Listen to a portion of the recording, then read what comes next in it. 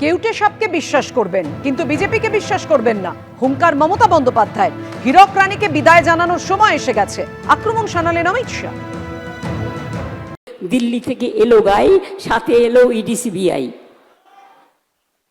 মনে রাখবেন, কেউটে সাপকে বিশ্বাস করবেন কিন্তু বিজেপিকে বিশ্বাস করবেন না।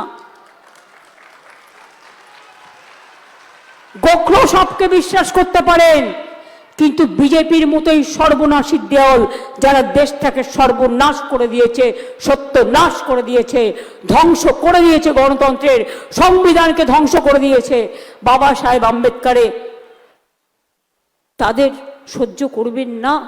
ममता दीदी, आपको शर्म आनी चाहिए। आप महिला मुख्यमंत्री हो और बंगाल में माताएं बहनें सुरक्षित नहीं। ये हीरक रानी जो है ना, हीरक रानी, जानते हो ना हीरक रानी को?